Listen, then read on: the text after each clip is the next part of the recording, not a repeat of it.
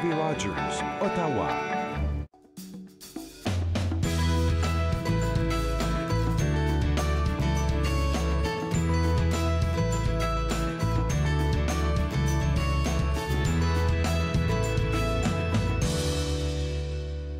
Bonjour et bienvenue à Entre nous sur les ondes de TV Rogers. Je suis Catherine Marion. Il me fait plaisir de passer la prochaine heure avec vous. J'en profite aujourd'hui pour souhaiter bonne fête à ma petite maman d'amour. Elle est en Dominique républicaine. Quel endroit magnifique pour célébrer un anniversaire, un grand anniversaire. Je dirais pas membre, promis. C'est leur dernier jour là-bas, mes parents en vacances. Parfait pour célébrer un anniversaire. Ils quittent demain pour revenir au Canada. Il fait froid, maman. Attends que tu arrives, c'est pas beau comme il fait chez vous. Et on a hâte de te fêter en grand chez nous samedi. On va te préparer quelque chose de beau, tu vas voir. Là. Alors, j'en profite pour te dire, on a hâte de te voir. J'espère que tu as eu des belles vacances et puis on fête ça en grand quand tu reviens. Écoutez, on en parle déjà. Je sais qu'il y en a plusieurs qui ont déjà très hâte, qui commencent déjà à mettre des chansons de musique dans la voiture et dans la maison. Je vous avoue, je ne suis pas tout à fait rendue là. C'est un peu trop tôt pour moi. Mais il faut en parler. C'est le temps des fêtes qui approche puis il y a tellement de belles choses qui se passent dans notre région pour les gens de tous les âges. Alors, j'en nomme quelques-uns parce que ça commence déjà, ces activités-là. Alors, en premier plan, c'est la maison historique Fairfields. Alors, apportez un ou une amie avec vous et puis créer une superbe couronne traditionnelle lors d'un atelier qui s'appelle Atelier de fabrication de couronnes de Noël, qui aura lieu le jeudi 23 novembre à 17h. Il faut s'inscrire, par contre, à la maison historique de Fairfields. Le samedi 9 décembre, après une journée sûrement remplie de magasinage de Noël, vous pouvez passer par le musée pour profiter de leur Noël victorien. Alors, explorez la maison joliment décorée de la famille Bell. Vous pouvez goûter à des délices de Noël traditionnelles, écouter les voix harmonieuses et les chants de Dickens Carolers et passer une merveilleuse soirée en famille et entre amis. Alors ça, c'est ce qui se passe à la maison historique Fairfields. Maintenant, le village d'antan aux 1000 lumières. Alors, si vous êtes dans l'est de la ville, même si vous n'êtes pas dans l'est de la ville, ça vaut le détour, c'est tellement beau. Le village d'antan aux 1000 lumières au musée village du patrimoine, Cumberland, fera sûrement partie de vos traditions annuelles. Cette visite, avec des milliers de lumières étincelantes, décore les bâtiments à valeur patrimoniale. Les alentours du musée, il y a des activités pour tous les âges, comme une promenade en charrette tirée par des chevaux, la décoration de biscuits de pain d'épices et même une visite d'un gros bonhomme avec une belle barbe blanche. Cette soirée fera partie de vos meilleurs souvenirs sans doute. Le village d'Anton aux 1000 lumières est ouvert tous les vendredis, samedis et dimanches soirs à partir du 24 novembre. Alors, pas cette semaine, la semaine d'après, 24 novembre jusqu'au 17 décembre. Alors ça se trouve à Cumberland. Ensuite, pour les plus petits, vous pouvez mettre vos tout-petits dans l'ambiance de Noël au musée de Nepean et le lieu historique national du domaine Billings. Le samedi 2 décembre, venez participer à l'activité Les Lutins du domaine, au lieu historique national du domaine Billings. Alors, au programme, il y a des bricolages du pôle Nord, il y a des jeux, des activités. Le samedi 16 décembre, au musée de Nepean, on organise la célébration de Noël avec des histoires, des travaux manuels, nombreux divertissements, et ce, pour toute la famille. Le Père Noël a même promis de passer sur les lieux durant ces événements-là. Alors, assurez-vous d'aller avec vos enfants. Cette fois-ci, c'est au musée de Nepean et ensuite au lieu historique national du domaine Billings. Mais là, dernière chose que je veux mentionner, c'est que parfois, c'est donné que ça nous tente de faire durant le temps des fêtes et pourquoi pas ne redonner de notre temps durant ce temps. Alors, peut-être que vous pourriez faire du bénévolat pour votre communauté, soit dans n'importe quel des musées de la ville d'Ottawa, ils ont tous besoin d'aide. Alors, vous pouvez les aider à préparer les prochains programmes de Noël qui se passent dans les musées. Vous pouvez même faire du bénévolat dans le village aux 1000 lumières à Cumberland, le lutin des domaines, ils ont besoin de bénévolat aussi, même le lieu historique national du domaine Billings. Alors, ils sont toujours à la recherche de personnes qui pourraient leur donner de leur temps, soit en décoration ou animer, ou souhaiter partager un tout petit peu de cet esprit-là festin en donnant de votre temps. Alors, vous pouvez contacter la ville à ce moment-là, à savoir davantage où vous pouvez donner de votre temps si ça tombe dans votre horaire, là, surtout dans le temps des fêtes. Ça fait toujours chaud au cœur quand on peut donner comme ça. Alors, tout ça, c'est ce qui se passe. Il y en aura sûrement d'autres. On pourra en parler davantage dans les prochaines émissions. C'est loin d'être fini le temps des fêtes, alors on va sûrement en parler. Aujourd'hui, nous allons parler avec Maya Lemaire. Alors, elle est chroniqueuse régulière en matière de perspective jeunesse. Et aujourd'hui, on va parler d'objectifs de développement durable. Alors, elle va nous donner des détails à ce sujet. Marc Hennequin et Véronique Sylvain des éditions David sont avec nous. On a tellement de choses à se dire. Il y a eu le prix de la Ville d'Ottawa. Il y a eu le lancement du livre Raconter Vanier, c'est extraordinaire. Et ils ont une belle sélection de bons livres que ça va peut-être vous tenter de lire durant le temps des fêtes, surtout si vous avez un long congé. Et immédiatement après la pause, nous allons parler au téléphone avec Elliot Miville-Deschênes, un jeune homme de 14 ans qui, aujourd'hui, anime la Journée Unie Ottawa. Cette journée est déjà commencée, ils sont en pleine action. On les a eu au téléphone tantôt, il y a du bruit, c'est excitant. Ça se passe au centre Canadian Tire, dans l'ouest de la ville. Alors, il va prendre un petit moment pour nous parler, là, pas longtemps après la pause, nous dire qu'est-ce qui se passe. Alors, tout ça, aujourd'hui, entre nous, sur les ondes de TV Rogers.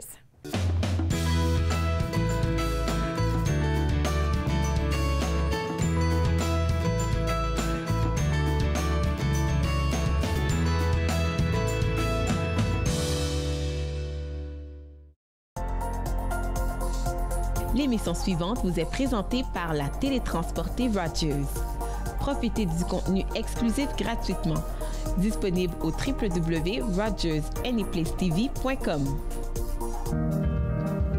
Mon nom c'est Diana Ombé et je suis bénévole stagiaire à TV Rogers. Je suis en majeure partie occupée de la Régie Plateau pour l'émission Entre nous et d'acquérir des connaissances sur le terrain. Ici, tout le monde est super sympa, on veut vous aider, on veut vous apporter votre soutien dans les différentes activités à mener.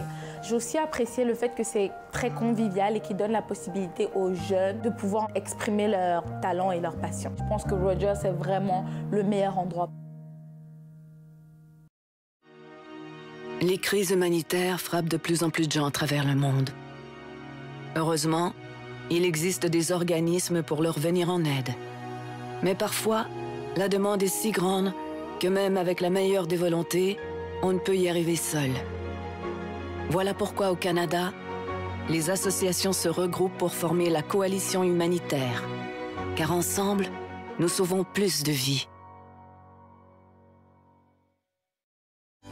Lors de la prochaine classe, nous pratiquerons un kriya pour le 10e corps appelé le corps radiant. Satnam. Cliquez Yoga, samedi-dimanche, 9h30 sur TV Rogers.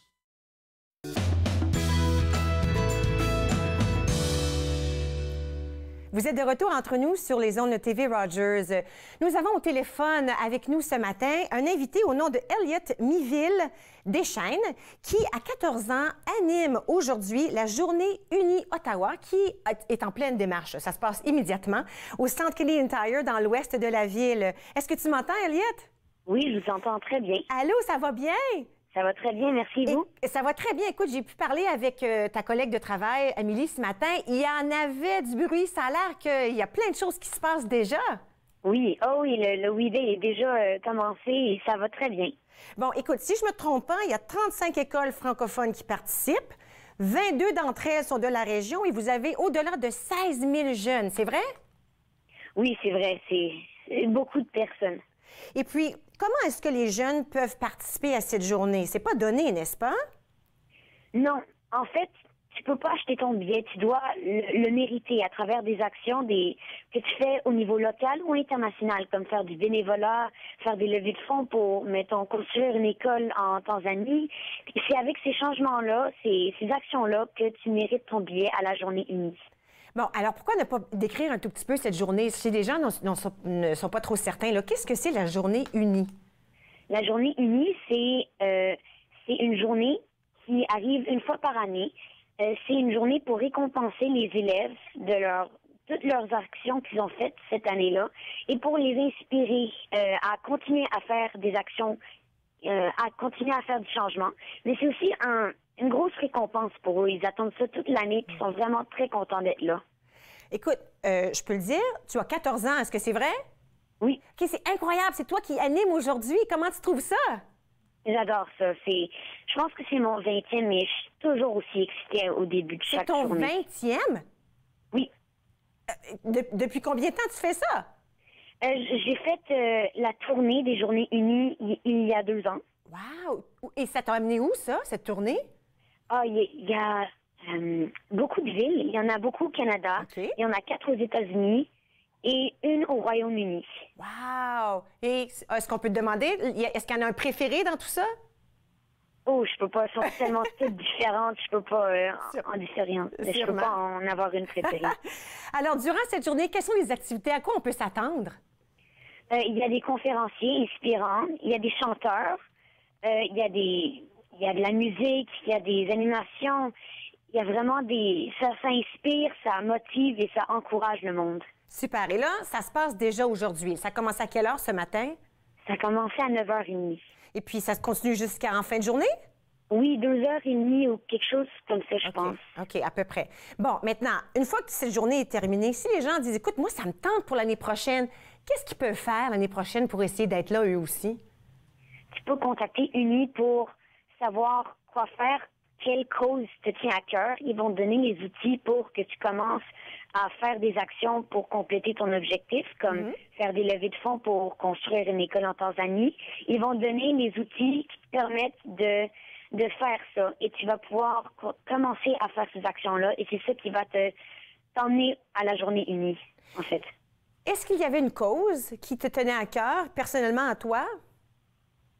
Moi, si j'en ai une cause qui me tient à cœur, Oui, c'est ce qu'il y a quelque chose. Pour toi, quand tu as commencé dans tout ça, dans la Journée Unie, quelle était ta cause, toi? moi, j'ai commencé, je voulais construire une école en Tanzanie. Ça, c'est mon premier objectif. Tanzanie. Qu'est-ce qui t'a fait penser à ça?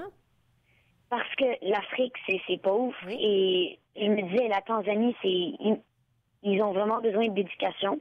Et c'est un peu le hasard aussi. J'ai voulu choisir la Tanzanie, je l'ai fait. OK, alors, comment ça s'est déroulé? Est-ce que tu as réussi à faire une levée de fonds? Qu'est-ce qui s'est passé? On a commencé à faire plusieurs levées de fonds. OK. On a été très créatifs. On a fait des ventes d'objets, une soirée de poker pour nos pères et leurs amis. Cool! Et on a fait plusieurs levées de fonds. On a aussi pelleté l'entrée de nos voisins durant l'hiver. OK. On a finalement réussi à construire cette école-là. Ah oui, alors vraiment, là, ça réussit. Là, vous avez réussi à la construction de cette école. Oui. Avez-vous eu la chance de la voir? Pas tout le monde. J'ai eu la chance d'y aller il y a 2 étés. OK. Malheureusement, le reste de mon équipe n'a pas pu aller la voir. Comment tu as trouvé ça, te rendre en Tanzanie et voir là, le fruit de tous tes efforts? C'est quelque chose, faire des levées de fonds pour construire une école, mais c'est autre chose complètement quand on va la voir en Tanzanie. C'est vraiment... ça change. C'est incroyable. Une expérience Parce que, incroyable. dans le fond, c'est ton initiative, la tienne et celle de ton équipe, qui avait changé la vie de jeunes dans cette ville-là, en Tanzanie, n'est-ce pas? Oui, mais c'est ensemble qu'on a pu faire ça. Oui, oui, absolument. Ça prend une équipe, n'est-ce pas? Oui. As-tu eu du feedback des gens de la ville? Non, mais j'ai pu voir comme la réaction des gens du village. Ils étaient très contents qu'il y ait une nouvelle école dans leur village. Cette école, elle dessert qui? Est-ce que c'est les jeunes, les ados, un peu de tout? Je pense que c'est les jeunes. C'est une salle de classe qu'on a construite et c'est les jeunes, je pense. Bon, est-ce que j'ose te demander s'il y a un autre projet qui s'en vient pour toi? Je suis pas mal indécis ce moment. Il y a beaucoup de causes qui me tiennent à cœur et je sais pas par où commencer, mais c'est sûr que je veux continuer à faire du changement. Oui, puis là, écoute, c'est pas fini. Les Journées Unies, est-ce qu'il y a une autre ville qui s'annonce pour toi? Oui, Montréal, ma ville natale. Je vais participer à la Journée Unie là-bas aussi. C'est à quel moment cette journée? C'est le 22 et le 23 février. OK, alors on commence déjà à penser au mois de février l'année prochaine. Oui, Et puis, on est-ce pense que- pas mal en avance. Et oui, évidemment. Puis ensuite, ça continue durant l'année. Est-ce qu'à un moment, vous avez une pause? Oui, ben on va juste faire ces 2 Journées Unies-là dans l'année. D'accord. Mais si on ferait la tournée complètement, il y a rarement des pauses. Il y a beaucoup de Journées Unies. Wow. Alors, on incite les gens, les jeunes surtout, à donner de leur temps pour qu'eux aussi puissent participer à cette journée. Est-ce qu'il y a un site web où on peut inviter les gens à aller visiter, à s'informer davantage? Oui, vous pouvez aller sur mouvementuni.org.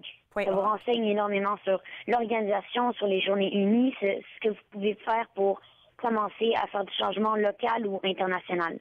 Wow! J'espère qu'on va te donner une petite pause aujourd'hui là, pour que tu puisses peut-être avoir un lunch et respirer un tout petit peu. Ça a l'air que c'est une journée bien chargée pour toi? Oui, mais je l'apprécie vraiment. Ouais, écoute, je te félicite vraiment. À 14 ans, tu accomplis tellement des belles choses, d'une classe en Tanzanie jusqu'à l'animation de cette journée à travers le monde, presque aux États-Unis, au Canada et en Europe. Alors, écoute, je te souhaite bonne chance dans tout ce que tu vas entreprendre. C'est bien évident que c'est de la réussite pour toi, Elliot. Merci beaucoup. Ah, merci beaucoup. Passez une belle journée. Merci de nous avoir appelés et puis bonne chance avec le reste de ta journée. Merci beaucoup. OK, bye. Bye. Bon, alors écoutez, ça se passe tout de suite au Centre Canadian Tire. Puis comme il a dit, c'est pas une affaire d'acheter un billet. Il faut vraiment avoir participé pour avoir gagné la chance, mérité la chance, si on veut, de participer à cette journée. Alors, 16 000 jeunes sont là aujourd'hui. 22 écoles, de notre région y participent. Alors, c'est vraiment très excitant. Nous allons prendre une toute petite pause. Nous allons parler avec une autre jeune demoiselle et cette fois, on va parler de perspective jeunesse et du développement durable. Restez avec moi, vous regardez Entre nous sur les ondes de TV Rogers.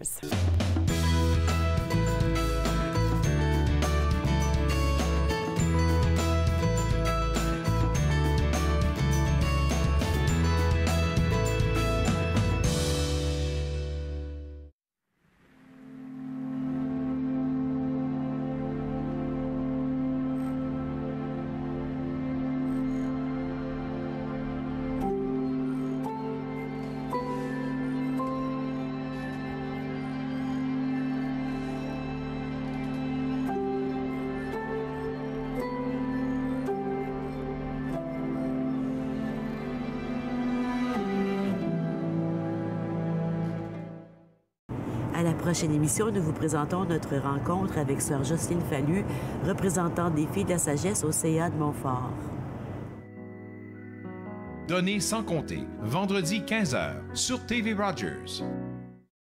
À l'âge de 31 ans, je suis en attente d'une transplantation des poumons. On me dit tout le temps, « Tu n'as pas l'air malade. » C'est une chose d'avoir à gérer mes symptômes physiques, mais parce que je ne parais pas malade, je dois aussi faire face à ça. L'hypertension pulmonaire est une maladie des poumons rares qui peut être mortelle. L'HTP est incurable, mais des traitements sont disponibles. Parlez à votre médecin de l'HTP si vous ressentez ces symptômes inexpliqués. Ça pourrait vous sauver la vie. Une clôture à neige qui s'en va comme ça. Et Le peintre des 4 saisons, samedi 13h30 sur TV Rogers.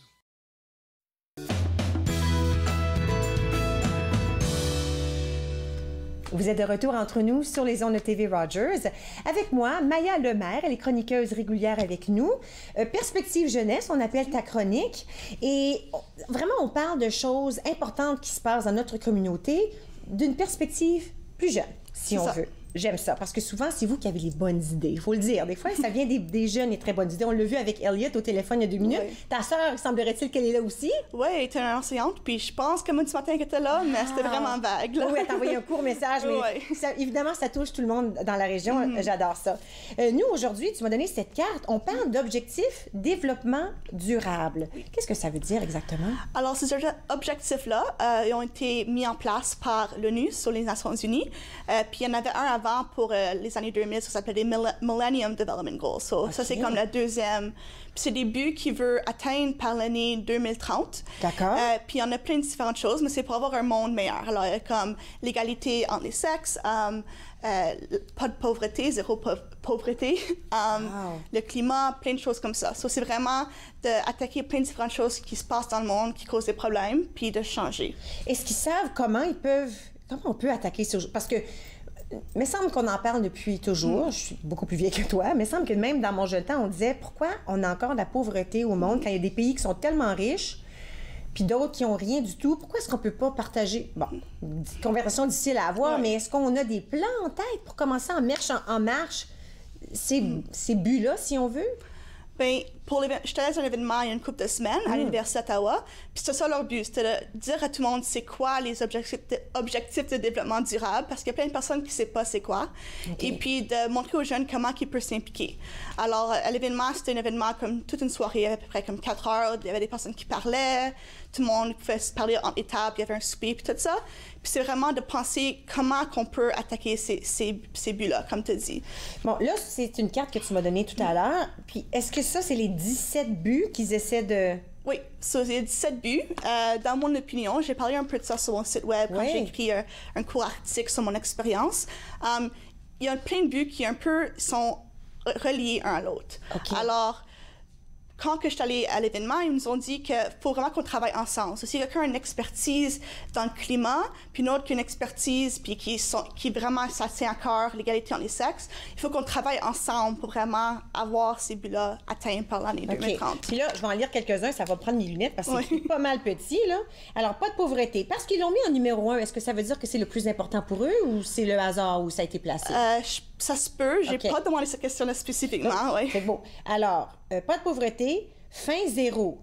Je vois qu'est-ce que tu dis, parce que c'est presque la même chose un tout petit peu. Pas de pauvreté, fin zéro. Bonne santé, bien-être, j'adore. Éducation de qualité. Ça, c'est important. Qu'est-ce que tu en penses comme étudiante, là? Définitivement. Il y a une année où, ça fait pas trop longtemps, j'ai entendu Malala, qui est une personne qui est vraiment... Elle travaille vraiment fort pour les filles, pour avoir des éducations dans les pays où ils n'ont pas le droit d'avoir une éducation. Et puis, juste entendre parler, comme je vois comment c'est vraiment quelque chose que peut-être ici, comme à Ottawa, que tu vois pas tellement que ça. Tu dis, tout le monde va à l'école, c'est ça. On le prend pour acquis. C'est parce que nous, au Canada, je pense que je peux dire tout le Canada presque, peut-être moins dans les nations amérindiennes, dans le Nord, là, j'essaie de trouver le bon mot, mais on prend pour acquis dans les grandes villes qu'on a accès à l'éducation. C'est ça. Puis comme des fois, tu vas à l'école, tu es comme, je veux pas aller à l'école. Mais quand tu penses à tous ces jeunes-là, puis les filles, puis les garçons dans nos pays qui n'ont pas le droit d'avoir d'éducation, tu penses que, je suis vraiment privilégiée d'être capable d'aller à l'école, puis d'apprendre, puis de m'enrichir de cette façon-là. Oui, puis ici, on n'a pas la différence entre les gars ont le droit d'aller à l'école, puis les filles n'ont pas le droit. Oui. J'aime ça. OK, ça aussi, c'est important. Égalité entre les sexes, mais ça... je pense que partout au monde, on peut faire un effort là-dessus. Qu'est-ce que tu en penses? Oui, définitivement. Il y a beaucoup d'efforts qui peuvent se faire partout, puis il y a plein de mouvements qui se passent dans les médias, puis tout ça. Surtout récemment, on le voit davantage, hein? Puis il y a plein comme de distinctions qu'on peut commencer à voir. Il y a des histoires comme dans Hollywood, où il y a comme des filles qui sortent, puis qui disent « cette personne ne m'a pas bien traitée », puis des choses comme ça. Alors, c'est pas juste un problème dans d'autres pays. Comme vraiment dans notre communauté, tu peux vraiment aussi voir comment des fois il y a une différence dans les deux. Oui, absolument. Ensuite, on arrive à numéro 6, eau propre. Absolument. Eau propre, je peux même pas imaginer. Nous, encore, on ouvre nos robinets puis on n'y pense même pas. J'attends que l'eau devienne très froide pour que mon eau soit... Tu sais, ça n'a pas d'allure. Énergie propre et d'un coût abordable. Ça aussi, c'est intéressant, énergie propre, parce qu'il y a beaucoup de pays où on parle beaucoup de pollution. Un pays avec énormément d'habitants va en créer plus que d'autres. Alors, c'est intéressant, ça aussi. J'ai vu un article un autre jour, puis je sais pas si c'est un de ces fake news, comme on dit que c'est pas vraiment vrai. Mais il disait que dans un pays, je pense que ça se peut que ce soit comme l'Inde, quelque chose comme ça, l'air, c'était comme prendre une cigarette. Comme c'était tellement mauvaise la qualité de l'air que c'était comme, tu prends comme une cigarette. So, comme, même si tu fumes pas, comme cette qualité d'air-là est si pire que ça. Puis ça m'a un peu frappée parce que j'ai dit, comme, penser à ça, que tu fais juste marcher dans ta ville. Oui, dans la ville, puis tu... Oui. Je crois que dans certains de ces endroits-là, dans certaines de ces grosses villes-là, même, tu sais, nous, on vérifie la météo le matin. Eux, ils peuvent vérifier la quantité de pollution qu'il y a dans les airs avant de sortir le matin. Alors, c'est un problème sérieux. Alors, numéro 8, travail décent et croissance économique. Ça, c'est important, surtout pour une famille, si on veut, avec des enfants. Industrie, innovation et infrastructure. Alors, on veut ça un peu partout au monde. Inégalité réduite, ça nous rappelle un peu l'égalité entre sexes, mais bon. Ville et communauté durable, consommation et production responsable. Ça, j'aime ça.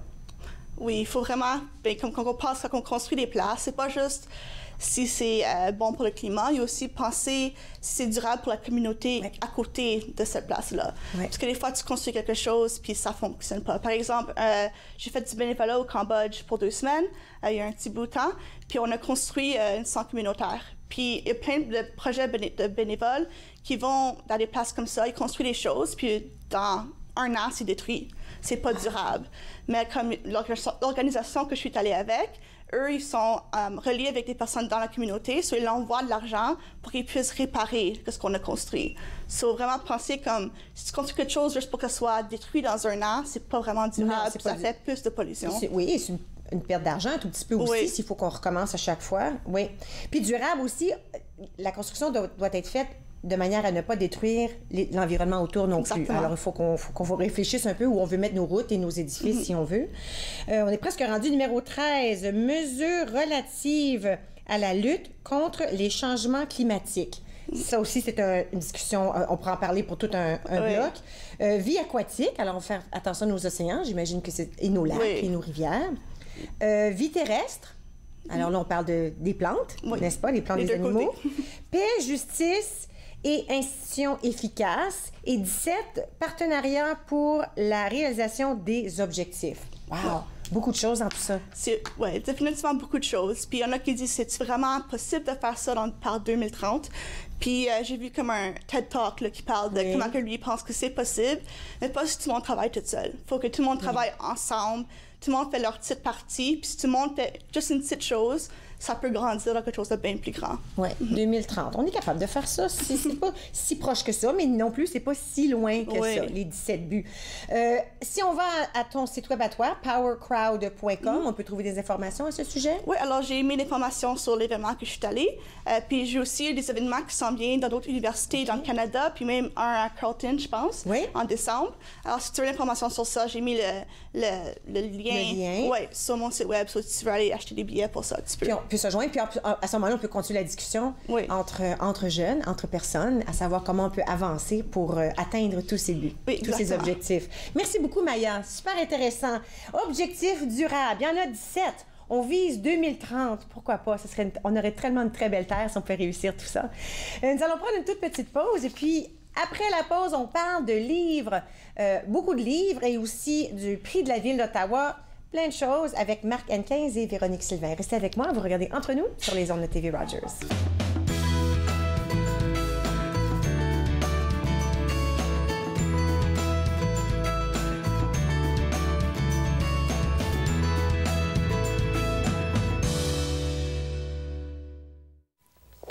Votre visite n'est vraiment pas nécessaire. Nous verrons, laissez-moi en juger.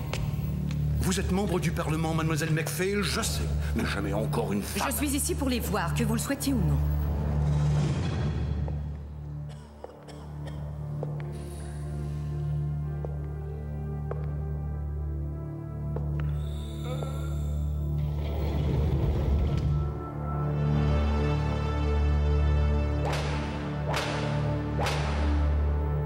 Et nous nous disons une société civilisée. Si ces horribles conditions restent comme telles, cette prison va exploser! Sans doute la seule dame qui soit parmi nous est-elle trop sensible pour accepter les normes d'une prison. Ah oui, il a raison. Et ça, ce sont les normes! Son courage devait mener à la réforme de tout le système carcéral canadien. Agnès McPhail, la première femme élue au Parlement du Canada.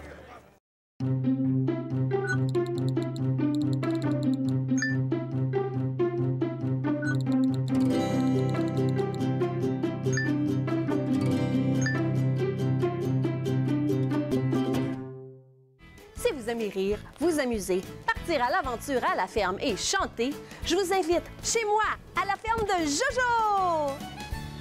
À la ferme de Jojo, 2 épisodes de chaque jour dès 8 h sur TV Rogers.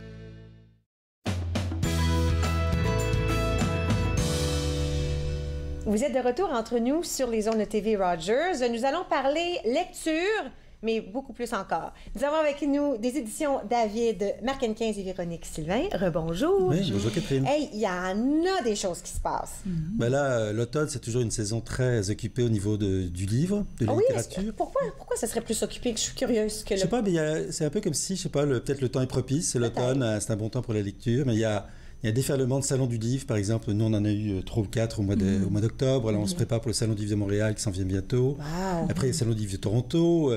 Et puis, on produit beaucoup de livres. C'est un temps où il y a beaucoup de livres qui sortent et qui apparaissent sur les rayons des librairies. Juste à temps pour le temps des fêtes, un petit peu. Oui, en fait, c'est ça, c'est effectivement. Puis c'est vrai qu'à l'automne, on a tendance à être un petit peu moins dehors. Alors, pourquoi pas s'asseoir avec un bon livre là, devant le foyer. Exactement, c'est ça, tout à fait. Écoute, il y avait plein de choses qu'on voulait parler. Le prix de la ville, raconter Vanny, moi je vous laisse y aller. Par où on commence? Peut-être on pourrait Vas-y. Oui, on pourrait peut-être parler du prix de la ville de Oui, oui, parce qu'on en parlait à notre dernière Oui, mais c'était rencontre. ou la fois d'avant. C'était une grosse affaire, ça, oui, là. Oui, c'est un grand prix, c'est un prix important qui est remis en grande pompe par le maire Jim Watson, qui est là en personne.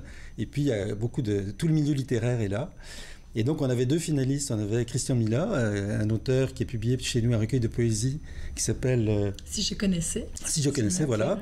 Et puis André Christensen avec un très très beau livre qui s'appelle Épine d'encre, qui est un recueil de poésie axé sur la rose. Oui, donc c'est des portraits différents sur la rose. Oui, je me souviens, je pense que vous l'aviez apporté, puis on avait lu un petit bout, là, c'était vraiment intéressant. C'est très beau, c'est un livre où il y a aussi complété, il y a des textes, évidemment, des poèmes, beaucoup de poèmes, mais aussi des œuvres.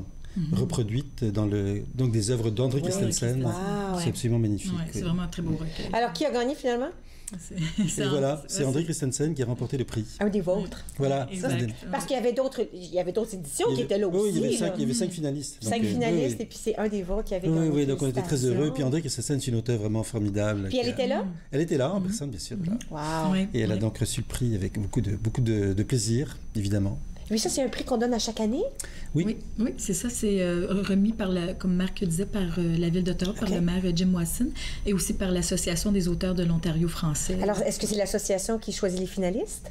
Comment ça se passe? Non, il y a un jury. Il y a un jury jury composé d'auteurs de la région, dont les membres étaient là. Le représentant du jury vient présenter un peu le choix et les raisons qui ont motivé son choix. Non, c'est vraiment une très très belle cérémonie. Et puis, bon, évidemment, c'est en anglais et en français, donc il y a une série de prix remis en anglais et une série de prix en français. C'est là qu'on s'était vus, toi et moi? C'est-tu là que t'allais quand t'étais? Ah oui, c'est vrai, on s'est croisés. J'étais en route. T'étais en route? Moi, j'étais en route pour le fantôme de l'opéra, puis elle était sur le coin de la rue, la lumière est rouge. J'ai baissé ma fenêtre. C'est toi qui nous as porté chance. Peut-être, mais c'est drôle parce que des fois, on se reconnaît pas toujours qu'on n'est pas au bon endroit, mais je savais tout de suite. Mon mari disait, à qui tu parles? Tu dirais ça tantôt. Ça donnait que c'était ce soir-là. Mais je suis contente que ça a bien fini. L'autre affaire qui s'est tellement bien passée, c'était ça. Là. Le lancement de Raconter Vanier. Je vais le montrer comme ça juste au cas, mais il faut en reparler. Oui, tu y étais d'ailleurs. Oui, justement, on s'est recroisés là. Puis il y avait plus de 200 personnes au lancement. La salle était complète. Oui. Pour nous, c'est formidable parce que c'est un événement c'est un projet qu'on a lancé parce qu'on voulait un projet rassembleur. Puis on peut dire que vraiment on a atteint notre objectif, puisque là, au centre Richelieu-Vanier, il y avait plus de 200 personnes qui étaient là pour, évidemment, le lancement du livre, dont des gens, des notables quand même, Nathalie Desrosiers, Mathieu Fleury. Mathieu Fleury était là aussi. Il y avait aussi l'ancien maire, le dernier maire de Vanier avant que ça soit fusionné à Ottawa, M. Guy Cousineau était là. Enfin, bien des belles personnes. Oui, puis les médias aussi étaient très présents. TV Rogers, Radio-Canada, Unique FM. Perspective Vanier. Et puis, écoute, si les gens ne sont pas au courant, Raconter Vanier, vous avez demandé aux gens, vraiment là, aux gens, comme ça, ouvert à tous, racontez-nous quelque chose que vous vous souvenez ou qui s'est passé ou qui vous a touché par rapport à Vanier, c'est ça? C'est ça. Puis, c'est pas nécessairement des gens qui ont habité Vanier ou qui habitent aujourd'hui. C'est des gens, par exemple, qui sont allés pour le travail, pour rencontrer des amis. Donc, on a des gens qui allaient sur le chemin de Montréal chaque jour pour se rendre au travail. Donc, il y a un peu écrit par des francophones, évidemment. Et donc, ça parle, par exemple, du Vanier à l'époque où c'était Eastview. On apprend des choses sur l'église Saint-Charles, qu'il y avait un Bonnie Club aussi à Vanier. Oui, d'ailleurs, il y a le chroniqueur Denis Gratton, il faisait allusion la semaine dernière et aujourd'hui même, il y avait un nouvel article sur cette histoire-là. Est-ce qu'il y a vraiment eu un Bonnie Club? C'était pas tout à fait un Bonnie Club, mais il y avait un club quand même un peu osé. Un peu osé. C'était dans l'hôtel Riverside, je crois, à Vanier. Wow.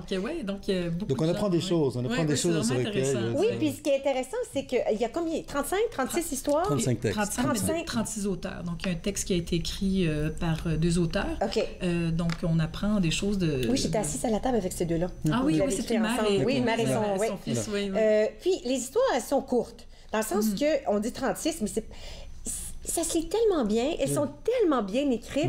Est-ce qu'il y a eu de la correction de votre part? Comme les gens qui ont envoyé un texte, est-ce que vous avez fait un petit peu de correction? Oui, ce qu'on appelle nous de l'édition, qu'on fait aussi avec tous les auteurs, enfin tous les livres qu'on publie sont édités par des professionnels, si on veut. Donc évidemment, on corrige certaines choses. Oui, parce que c'est très bien fait. C'est évident que c'est vraiment c'est professionnel comme écriture. Et vous avez eu des écrivains qui ont lu des extraits de leurs livres. Oui, on en avait 5 pendant la soirée. On avait Jean Cloutier, je pense tout à l'heure tu y faisais allusion. Lui, il n'a même pas lu son texte. Lui, il a juste raconté la bombe qu'il a trouvée dans sa cour. C'est un conteur, oui. C'est un vrai conteur. Oui. Donc, on a eu 5 auteurs qui ont lu des extraits de textes, puis je pense que ça donnait vraiment un bon aperçu du recueil. Puis différent, parce que lui, c'était comédie un tout petit peu, puis l'autre qu'elle a commencé à lire, puis bon, elle lisait son... Puis là, tu réalises qu'elle parle comme elle est l'Église. Elle parle comme si c'était l'Église. Je me souviens pas de son nom, je regrette. Mais elle parle de l'Église. Elle prend le rôle de l'Église Saint-Charles. On s'en souvient très bien. C'était moi, j'ai vécu là. Alors vraiment, il y a de tout dans ce livre-là. C'était vraiment un succès. Alors moi, je vous félicite. J'y étais. Il y avait un petit goûter, il y avait des desserts, il y avait du vin. On essaie de bien recevoir les gens. Absolument. En fait, c'est un peu le prix du concours. C'est que les gens qui participent reçoivent un certain nombre de copies du livre.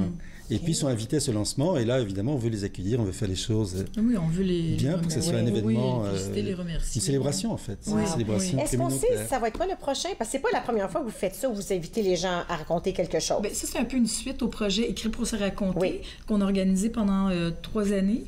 C'est un projet qui vise à parler d'une communauté franco-ontarienne emblématique. Cette année, on s'est dit, pourquoi pas Vanier? Étant fiers Vannierois aussi, nous deux, justement. J'aime ça! Puis, donc, c'est ça. Puis Vanier, c'est un peu dans l'air aussi, présentement, avec le projet. Malheureusement, tout ce qui arrive avec le projet, le fameux projet de l'Armée du Salut, qui doit être en plein débat cette semaine. Et justement, nous, ce qu'on veut aussi montrer avec ce livre, c'est que Vanier, parce qu'on parle souvent de Vanier de façon un peu péjorative, les vieilles histoires, les gens disent toujours, t'as vécu là? J'étais bien quand j'étais là. C'est un quartier formidable, mais c'est un quartier qui est aussi un peu en développement. Et aussi, le livre veut montrer tout ça, veut dire que Vanier, c'est vraiment une partie de la ville d'Ottawa qui est plaisante, où c'est plaisant de vivre. Un quartier francophone, multiculturel, où il y a beaucoup d'organismes francophones, justement, mais aussi beaucoup de commerce. Où est-ce que les gens peuvent trouver ce livre-là? Alors, dans les 3 librairies francophones d'Ottawa, donc la librairie du Soleil, la librairie du Centre, et puis au coin du livre. Puis ici, on va sur votre site web? Oui, absolument. Voilà. On a des informations. Oui. On peut aussi l'acheter en format numérique si on le souhaite. Il existe aussi en format numérique. Oui, parce que les gens aiment ça maintenant. Sur leur liseuse, en PDF ou en EPUB. On va prendre une petite pause. Ensuite, on parle de choses qui se passent, surtout de bons livres peut-être qui vont nous intéresser dans les prochaines semaines. Je vous invite à trouver ce livre. Ça vaut vraiment la peine. Raconter Vanier, c'est vraiment très bon. On prend une petite pause. Marc et Véronique restent avec moi et on va continuer notre discussion par rapport aux éditions David. Restez avec moi. Vous regardez Entre nous sur les ondes de TV Rogers.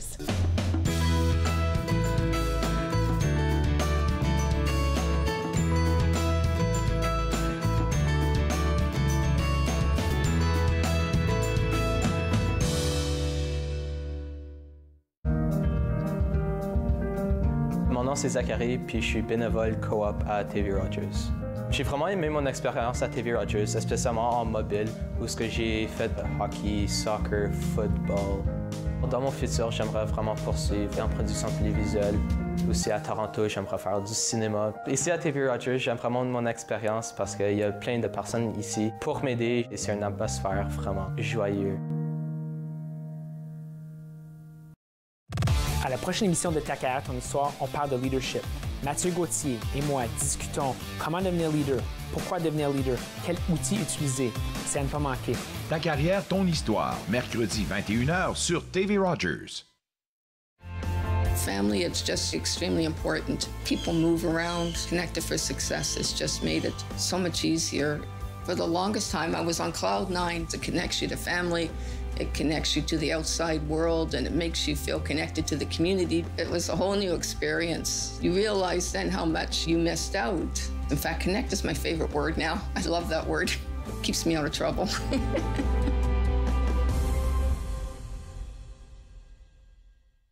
Cette semaine, à l'émission Court-Circuit, on rencontre l'artiste Yao qui nous parle de la création de son album Lapsus et de ses spectacles à travers le monde. Soyez à l'écoute. Court-Circuit, vendredi 21h sur TV Rogers.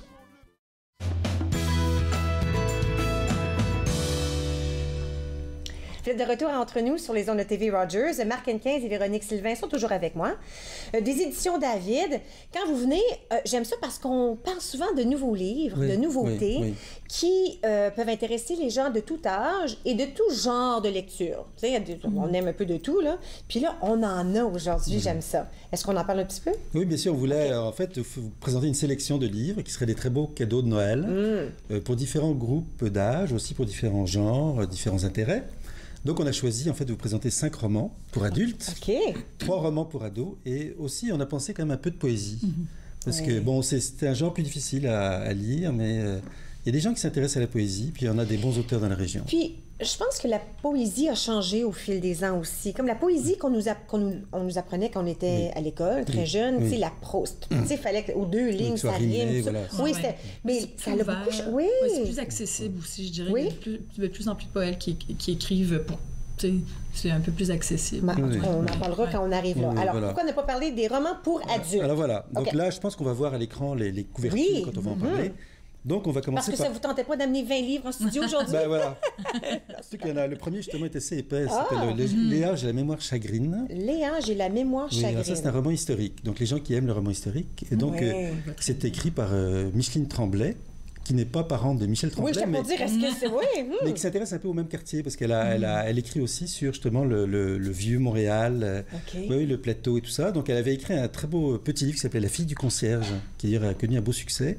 Et là, c'est un roman qui est inspiré par sa grand-mère, Léa, mais dont elle a ensuite un peu inventé l'histoire. Oui. Et cette femme, donc, naît en 1885 au village des Cèdres, qui était dans l'ouest de Montréal. Et à 15 ans, elle est dans une famille nombreuse, un peu typique à l'époque. Son père, quand il apprend qu'il a une fille, il est catastrophé parce qu'il voulait vraiment un garçon. Enfin, là, on est vraiment dans l'époque sombre, si on peut dire, de la campagne, à cette époque-là, fin du 19e siècle. Et donc, elle découvre la ville à 15 ans, elle est complètement illuminée.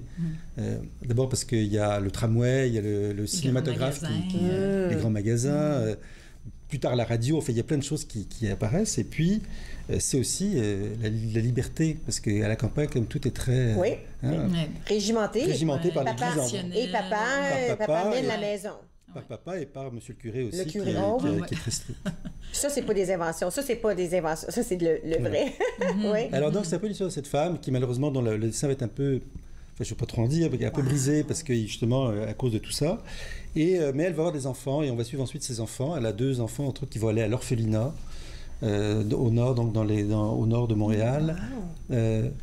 Et dont l'un des 2, qui est un peu... handicapé, en fait, est aussi très courageux, un peu comme sa mère. Il va réussir avec son frère. Ils vont aller à Montréal. Enfin bref, il y a toute une saga autour de cette famille. Je me nettoie ici, là. Ça m'intéresse. Vraiment un beau roman. Très, très touchant, une histoire très touchante, puis très bien ficelé par Micheline. L'écriture est fluide, puis vers la fin, on se rend compte que tous les personnages sont liés. Interconnectés un tout petit peu. Intéressant. Alors ça, c'est Léa, j'ai la mémoire chagrine. Ensuite, on a Basculé dans l'enfer. Oui, Basculé dans l'enfer, c'est justement, c'est un thriller qui porte surtout sur la radicalisation des jeunes occidentaux. C'est malheureusement un sujet qui est quand même assez d'actualité aujourd'hui. C'est écrit par Jocelyne Mallet-Parent, qui est une auteure d'origine acadienne qui habite aujourd'hui en Gaspésie. Et donc, le roman commence par un attentat dans le métro de Montréal. Et donc, il y a une jeune fille qui est soupçonnée d'avoir participé à cet attentat-là. Et là, il y a une enquête policière qui va se développer, puis qui est menée de façon très suivie par un détective. Et les mères, c'est intéressant parce qu'on voit aussi ce que le terrorisme peut apporter, pas apporter, mais les autres victimes qui sont les mères. Donc, il y a 3 mères qui ne se connaissent pas, mais qui sont tous liées parce que toutes les mères se posent la question, bon, qu'est-ce que j'ai fait? Est-ce que j'ai fait quelque chose de... Est-ce que c'est de ma faute? Est-ce que c'est de ma faute? Est-ce que j'ai failli mon rôle de mère, par exemple? Donc, tout le monde, toutes ces femmes... Oui, parce qu'on ne pense pas toujours à ce côté-là. Quand il y a quelque chose... quand quelque chose, le terrorisme arrive, on pense aux personnes qui ont perdu la vie. On pense négativement à des personnes qui ont commis le crime. On oublie de penser aux familles. C'est ça, aux familles, parce que c'est les autres victimes aussi. Donc, c'est ça. Donc, il y a toute une réflexion là-dessus. Bon, est-ce que j'ai fait quelque chose qui n'est pas allé? Puis c'est toutes des mères qui représentent des mères des familles ordinaires, si je peux dire. Là. Donc, une famille québécoise, d'autres, une famille... D'immigrants, qui a comme sacrifié, au fond, sa vie pour sa famille. Wow! Alors, Basculer dans l'enfer, Jocelyne Mallet-Parent. Pour les gens qui aiment les thrillers. C'est à la fois un thriller, mais à la fois une réflexion sur justement ce phénomène comme malheureusement très contemporain. Puis l'écriture de Jocelyne est très fluide, une très belle écriture. Oui, ça coule bien. Mais là, ça va me coûter cher. Là. Déjà 2 étoiles, OK. Le bonheur est un parfum sans nom. Voilà, là, on est dans un autre registre. Là, l'auteur est Didier Leclerc, un auteur de Toronto, d'origine africaine, mais qui est installé à Toronto depuis très longtemps, qui a écrit 8 romans, donc c'est son 8e. Wow.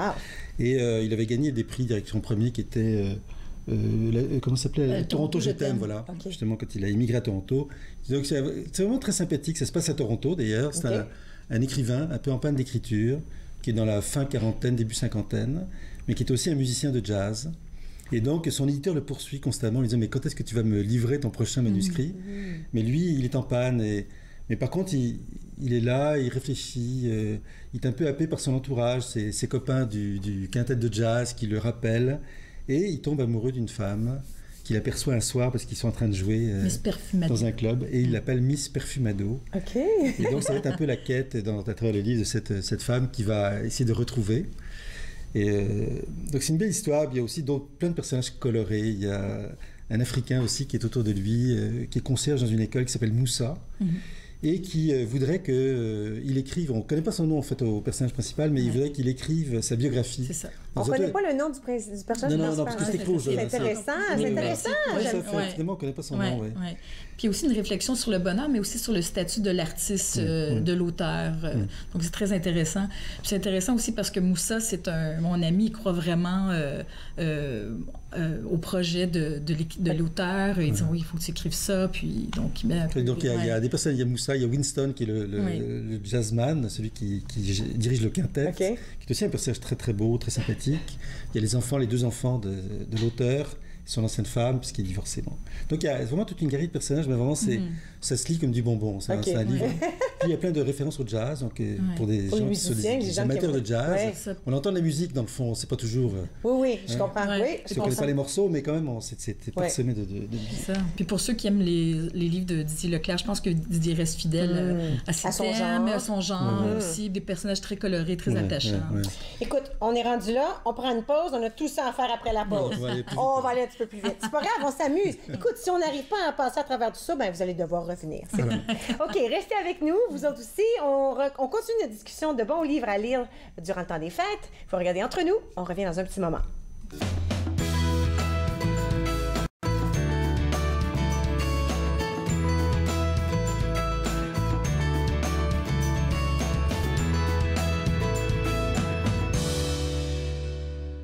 À la prochaine émission de Yoga en progrès, nous allons pratiquer des poses qui vont nous apprendre à protéger nos articulations, comme nos genoux et nos épaules. Namasté. Yoga en progrès, lundi au vendredi, 9h30, sur TV Rogers. D'un océan à l'autre, partout au Canada, il se passe quelque chose d'extraordinaire. C'est le temps d'exprimer votre soutien, le temps d'en parler, le temps d'affirmer votre engagement à l'égard de la conduite sobre et sécuritaire. Faites comme des milliers de Canadiens et fixez un ruban rouge à un objet ou à une personne qui vous est chère. Et prenez le temps d'avoir une vraie conversation sur la conduite avec faculté affaiblie. Opération Ruban Rouge de MAD Canada. Fixez-le, portez-le, montrez-le, partagez-le, vivez-le. Visitez le site mad.ca. Quand je me suis enrôlé en 64, moi, j'ai levé la main droite, puis j'ai dit, je vais défendre mon pays. Puis je vais faire tout ce que vous me demandez. Aujourd'hui, on a des jeunes qui partent en Afghanistan, c'est encore pire. Puis les vétérans, ils n'ont rien demandé. Ils n'ont rien demandé en retour. Et puis on parle de supporter les vétérans. La Légion, c'est nos champions, ça. C'est eux autres qui nous supportent. Je vous lance l'invitation d'être là à chaque semaine avec ma brochette d'invités de chroniqueurs On parle de toutes sortes de sujets. Je suis certaine que vous allez être intéressés. Nathan parle, mercredi 19h sur TV Rogers.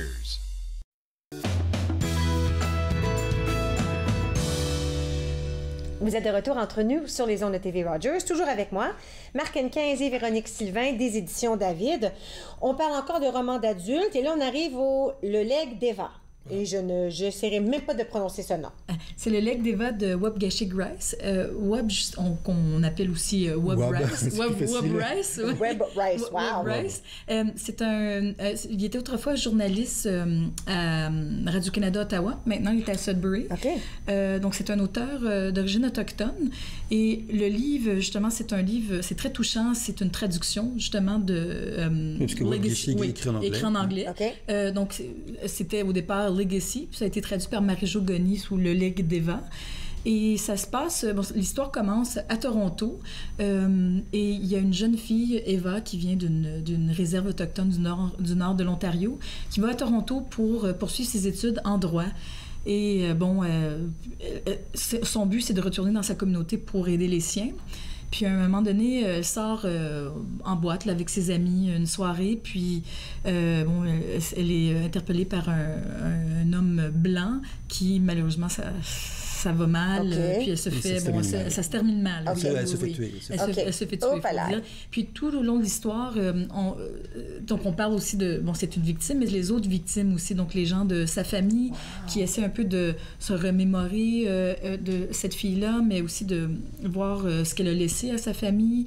Donc c'est intéressant parce que on voit aussi la culture autochtone sous tous ses angles. La tradition aussi, les traditions donc à la réserve autochtone, aussi parce que tout le monde va un peu vivre le deuil de façon différente. Ils vont sombrer vraiment dans la débauche. Dans la débauche, puis il y en a aussi qui vont au contraire essayer de aller dans les traditions pour se souvenir de, par exemple... Trouver une sorte de rédemption. Oui, vraiment, c'est un très beau portrait de la rite autochtone. Oui, c'est vraiment un très beau livre. Par un auteur autochtone. Oui, en plus. De l'Ontario. Exact. Ensuite, Hubert, le Reste avec. Alors, Hubert, le Reste avec, donc le Reste avec, ça veut dire en créole haïtien, reste avec, donc c'est un domestique en fait. Okay. Et Hubert, c'est un phénomène malheureusement très fréquent en Haïti. C'est un enfant qui a été confié comme ça à une famille et qui devient presque un esclave de cette famille. Et il semble, d'après l'auteur Gabriel Osson, qui est lui-même d'origine haïtienne, qu'il y aurait 400 000 Restavek en Haïti. Et donc, il a voulu écrire un livre là-dessus. Donc, c'est un roman, c'est l'histoire d'Hubert. Donc, je ne vais pas raconter l'histoire parce que ce serait un peu long, mais donc, effectivement, qui parle de son petit village, Jérémie. Sa mère le confie à une tante qui, finalement, le remet à une famille qui le traite comme domestique. Il va réussir à s'en sortir. Enfin, c'est une histoire qui se termine bien. Et donc, c'est vraiment très beau. C'est une belle occasion de prendre conscience de ce phénomène-là. Et aussi, qui se passe pour le vrai. Qui se passe pour le vrai, voilà.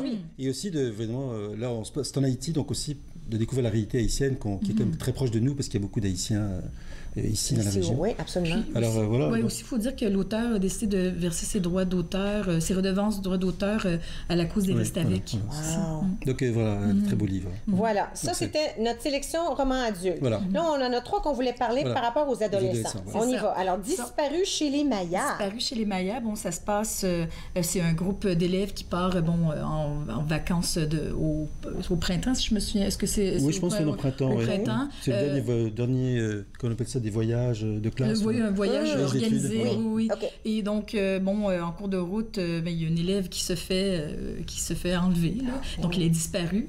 Et donc, tout le monde va essayer de la retrouver, tout ça. Puis, c'est une aventure. Oui. C'est vraiment une aventure, vraiment, mais qui nous transporte quand même dans le sud, au Yucatan. Donc, on vit aussi la réalité, justement, mexicaine. Oui, exact. Sous le soleil, oui. Ensuite, est-ce que j'arrive à prononcer l'autre? Nanook Talva. Nanook Talva. Oui, c'est un peu comme voix. Alors, c'est Nanook Talva. Donc là, on est vraiment on va du sud au nord, puisque c'est un roman qui commence à Timmins, dans la région de Timmins, dans le nord de l'Ontario. Donc, c'est un vieil Inuit qui s'appelle Nanook Talva, qui prend sous son aile une petite fille qui s'appelle Gaïa, dont les parents sont à la fois façon métissés. Et il va l'instruire en fait des rituels autochtones et de la culture autochtone. Et on va voir cette petite fille grandir. Et bon, là aussi, ça va devenir un roman d'aventure parce qu'elle va se rendre à Vancouver, elle va être un peu malmenée par une vieille tante. Enfin, donc, il y a aussi toute une trame narrative qui est amusante, mais il y a aussi ce fond-là, cette beauté de du récit, c'est tout ce qu'on apprend de la culture autochtone, de la culture inuite, en fait. À travers, Juste l'image, je la trouve tellement belle, ça m'incite à vouloir lire ce livre-là. Cette relation entre le vieux Nanook, qu'on appelle Nanook en diminutif, toujours et Galia. Très sage. Voilà, très sage. Wow. Et enfin, on a 178 secondes de Katia Kanchani. Oui, c'est ça. C'est une auteure, justement, qui habite à Gatineau depuis quelques années. Katia, c'est intéressant parce que, bon, c'est une auteure pour la jeunesse. Et c'est un livre, pour adolescents. Katia est aussi est pilote aussi. Donc, en plus d'être auteure pour la jeunesse, elle est pilote. Et donc, 178 secondes, ça nous parle de Nicolas qui, au début de l'histoire, il va apprendre quelque chose un peu qui va changer c'est un peu la façon qu'il voyait les choses. Il apprend un drame de sa naissance. Puis après, là, il va décider, il dit, mais je pars en voyage, je pars en genre de road trip, je vais dans l'Ouest canadien pour finalement aller dans le Grand Nord canadien. Puis, en cours de route, il rencontre des personnages colorés ou des gens aussi, des francophones. Il se rend compte aussi que, il y a plein de francophones au Canada. Donc, c'est vraiment un récit sur le voyage, mais aussi sur la francophonie canadienne. Donc, c'est un de nos best-sellers, c'est un classique. C'est un livre qui a été publié il y a quelques années, mais c'est vraiment un classique qui a beaucoup d'écoles qui l'étudient. Et Katia a fait aussi beaucoup de tournées, justement, dans les écoles, ici en Ontario et ailleurs au Québec. 78 secondes. Super intéressant. Écoute, je vous garde jusqu'à la fin parce qu'on veut parler des 2 recueils de poésie aussi. Ça marche? Voilà. OK, restez avec moi. On n'a pas tout à fait fini. Restez, vous regardez Entre nous sur les ondes de TV Rogers.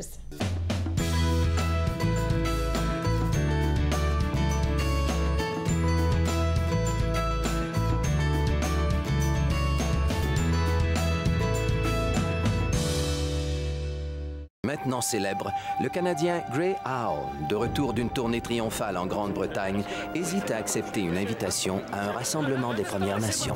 S'il vous plaît. Archie, je sais pas si t'en es conscient, mais aujourd'hui, tu es le plus célèbre des Indiens dans le monde. Ces gens-là, c'est ton peuple, tu dois t'y présenter. Bon, on y va. Certain que je suis certain. Son nom, c'est Archie Delaney. Et si lui, c'est un Indien, moi, je suis le roi de la Chine. C'est un honneur de rencontrer l'homme appelé Grey Owl, qui est responsable du respect porté à notre peuple. Imposteur, fripon, rêveur. Cependant, cet Anglais qui s'était donné le nom de Grey Owl a éveillé le monde entier à nos grands espaces en voie de disparition. Mon frère dit, l'homme devient ce qu'il rêve. Tu as bien rêvé, toi.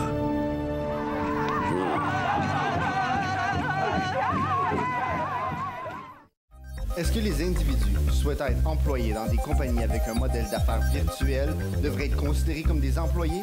Pour en savoir plus, écoutez Riposte, votre émission de débat.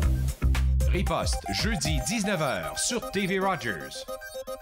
Dans la prochaine émission, je rencontre Mathieu Fortin qui discute de sa passion pour tout ce qui est techno, de son plaisir de faire des vidéos comme Buzz Fortin, mais des vidéos avec sa famille également. Suivez-moi, jeudi 20h sur TV Rogers.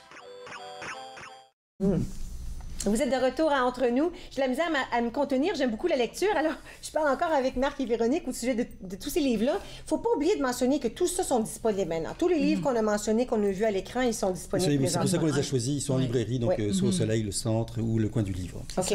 Puis, si vous allez chez votre libraire et le livre n'est pas disponible, vous pouvez toujours demander à votre libraire de le commander. Et ils sont tous également disponibles en format numérique. Exact. Et en format numérique. OK. Alors, on a Racine de neige et Recoudre la lumière. On voulait quand même vous proposer 2 recueils de poésie. Racine de neige, c'est André Christensen dont on parlait tantôt. Il y a Recoudre la lumière ici. C'est pas grave. Recoudre la lumière, d'accord. Oui. Recoudre la lumière. Recoudre la lumière, vas-y. OK, bien, Recoudre la lumière, ça a été écrit par Dominique Salitis, qui est d'origine lettonne. Et c'est un peu un hommage à son grand-père qui a vécu la guerre et tout ça. OK. Et donc, c'est comme un hommage à sa famille, ses ancêtres. On parle de la mer Baltique, aussi de la Lettonie. Donc, c'est vraiment très attachant. Dans Racine de neige, ça, c'est André Christensen. Donc, qui a gagné son recueil Épine d'Or. Donc là, elle parle de son jardin, parce qu'elle a un énorme jardin, et elle en parle l'hiver. Qu'est-ce qui se passe l'hiver quand on croit que tout est mort, mais en fait, sous la neige, il y a encore des choses il y a de la vie, il y a beaucoup de choses qui se passent. Wow, super intéressant. Écoutez, merci beaucoup. On sait qu'on peut aller trouver tous ces livres-là aux librairies francophones dans la région, ou bien encore en édition numérique aussi. Voilà. Extraordinaire. Merci beaucoup pour votre visite. Merci. On se retrouve demain à la même heure. C'est un rendez-vous avec un tout nouvel épisode d'Entre nous. On se retrouve demain. À la prochaine. Faites-nous part de vos commentaires en composant le 613-521-2323 par courriel sur Facebook et Twitter.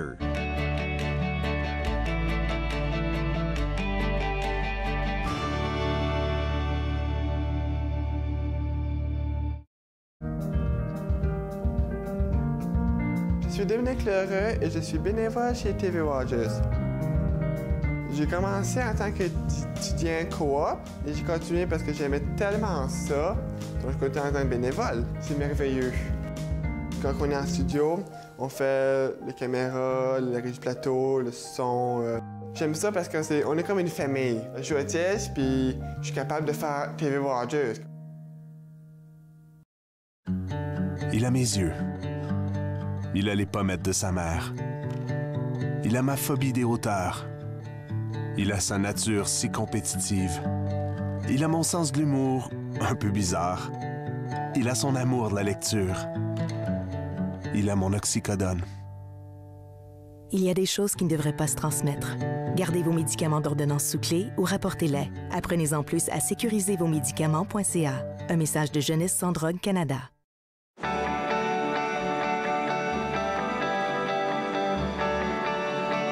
Regardez TV Rogers, Ottawa.